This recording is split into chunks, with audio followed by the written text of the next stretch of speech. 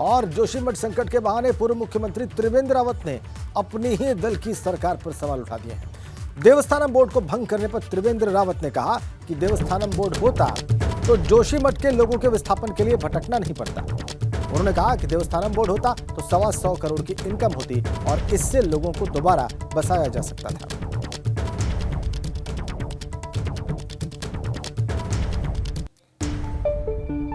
आज देवस्थानम बोर्ड होता तो 125 से 150 करोड़ की इनकम होती और केवल बद्रीनाथ जी के से जो हमको इन 4 धामों से जो हमको आय प्राप्त होती उसी से जोशीमठ को पुनर्स्थापित किया जा सकता था। हमको पैसे के लिए भटकना नहीं पड़ता। तो ये कुछ दूरगामी सोच के साथ कुछ निर्णय होते हैं। अब मैं दुर्भाग्य मेरा कि मैं समझा नहीं पाया लोगों को, समझा नहीं पाया। मैं इसे योग्य नेता कि मैं लोगों को समझा पाया। अचार सिर्फ खाने के लिए ही नहीं है, कमाने के लिए भी है। ये अचार के बिजनेस करके महीने के 5 लाख कमा रहे हैं। आपको भी ये करना है तो फ्रीडम ऐप को अभी डाउनलोड कीजिए। आखिर में जो वाक्य उन्होंने कहा वो भी बहुत महत्वपूर्ण है। उन्होंने कहा कि दुर्भाग्य है मेरा, मैं इस बात को समझा नहीं पाया। जोशीमठ में लोग तो घरों से बेघर हुए ही हैं, लेकिन इस आपदा की मार यहाँ के पशुओं पर भी आई है। लोगों के जानवरों को अभी शेड्स में रखा गया है। इसी को लेकर पशुपालन मंत्री सौरभ बहुगुणा ने यह बताया है कि हमारी टीम लगातार जोशीमठ में और आपदा में प्रभावित जानवरों का सर्वे भी कराया गया है।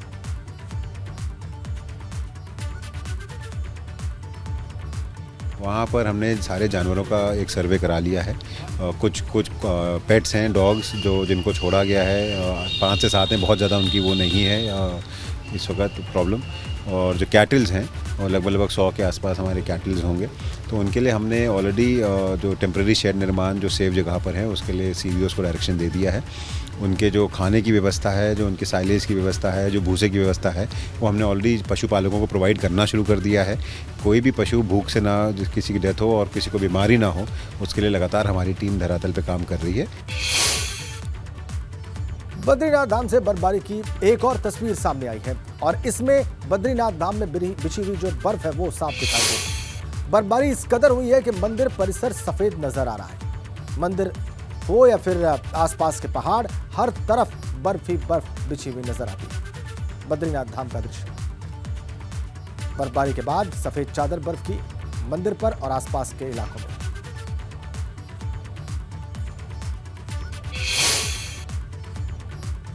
और जोशीमठ की ही तरह टिहरी के लोग भी दहशत में जी रहे हैं। टिहरी झील का जलस्तर घटने से और बढ़ने से पिपोला गांव के ग्रामीण परेशान हैं। ग्रामीणों का कहना है कि इस झील का जलस्तर 830 मीटर तक भरने की इजाजत थी, मगर THDC की मनमानी के चलते झील तो 832 मीटर तक भर गई। इसका खामियाजा उन्हें भुगतना पड़ रहा है। ग्रामीणों के घरों में दरारें आ चुकी हैं। कई घर तो रहने लायक नहीं बचे और ग्रामीण मांग कर रहे हैं कि उनके पुनर्वास के लिए नीति बनाई जाए।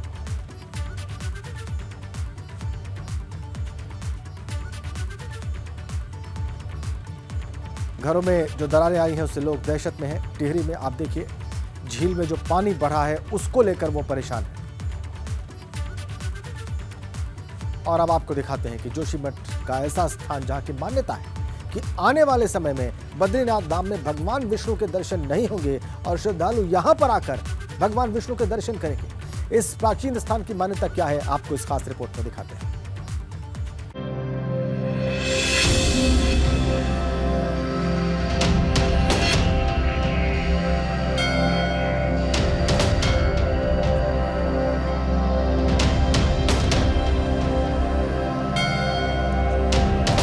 बद्रीनाथ धाम, जहां साक्षात भगवान विष्णु विराजते हैं।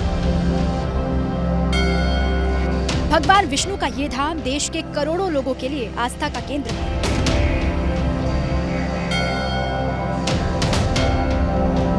मगर मान्यता है कि आने वाले वक्त में भगवान बद्री विशाल श्रद्धालुओं को दर्शन नहीं देंगे।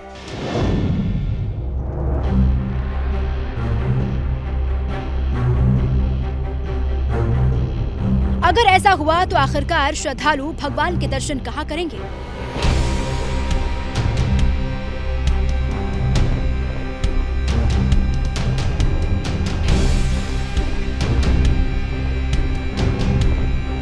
इसी को लेकर ABP गंगा पहुंचा है जोशीमठ में एक ऐसी जगह पर जहां पर इस मान्यता का जवाब भी मिलेगा और उसकी कहानी भी समझ आएगी। सवाल यह है कि अगर भगवान बद्री विशाल विलुप्त हो जाएंगे तो सैकड़ों सालों बाद वो दर्शन कहां देंगे? मैं इस वक्त मौजूद हूँ भविष्य बद्री में, और भविष्य बद्री इसलिए आजकल चर्चाओं में है कि पुराणों में जो वर्णन है कि कुछ दिनों बाद बद्रीनाथ धाम विलुप्त हो जाएगा, नर और नारायण पर्वत आपस में मिल जाएंगे और उसके बाद में बद्रीनाथ धाम के दर्शन भविष्य बद्री में होंगे।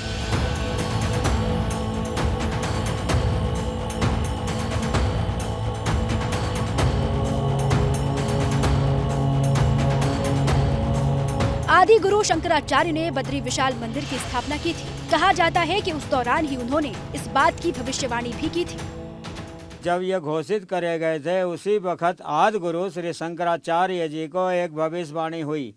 बोले आपने ये सब जो तीर्थ घोषित करे हैं ये एक दिन अलोप हो जाएंगे, इनकी किसी की भी पूजा आराधना ना होकर स्वयं विष्णु भगवान प्रकट होंगे और उनका नाम भविष्य बद्री होगा, वही भविष्य का उद्धार करेंगे।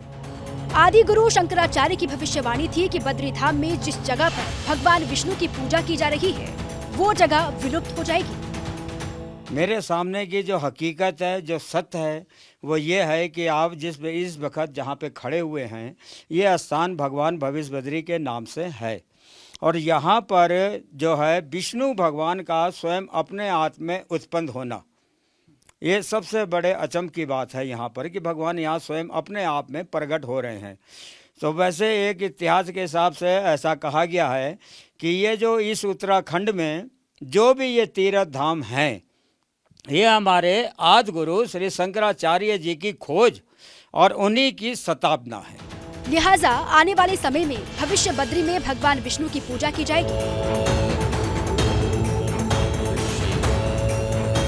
यहाँ जो भी स्वरूप भगवान का बन रहा है वो अपने आप ही बन रहा है, यहाँ किसी ने बनाया नहीं है, किसी ने कुछ नहीं करा। तो यहाँ जो भी देवी देवता भगवानों के अवतार हो रहे हैं वो सब आप लोगों के बिल्कुल ठीक सामने हैं। आप लोग बहुत ही प्रेम और लगन लगाकर इसके दर्शन करें। मान्यता ये भी है कि 2013 में केदार घाटी में आई आपदा के बाद से ही भविष्य बद्री में भगवान की प्रतिमा बननी शुरू हो गई है। मंदिर के पुजारी का दावा है कि ये मूर्ति यहाँ खुद से बन रही है।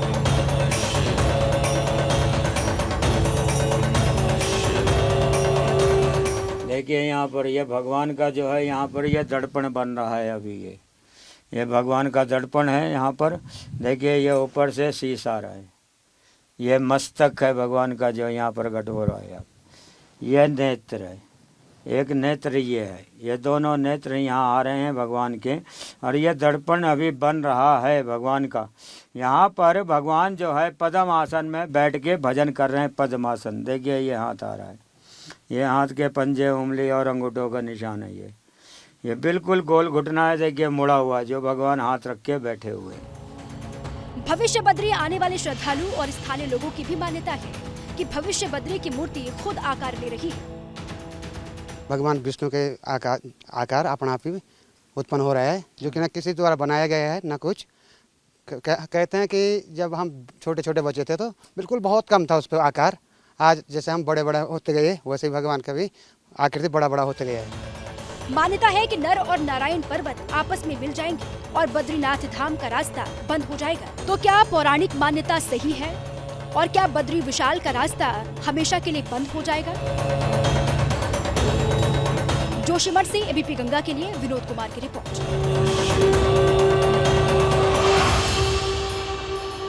अचार सिर्फ खाने के लिए ही नहीं है, कमाने के लिए भी है। ये अचार के बिजनेस करके महीने के 5 लाख कमा रहे हैं। आपको भी ये करना है तो फ्रीडम ऐप को अभी डाउनलोड कीजिए।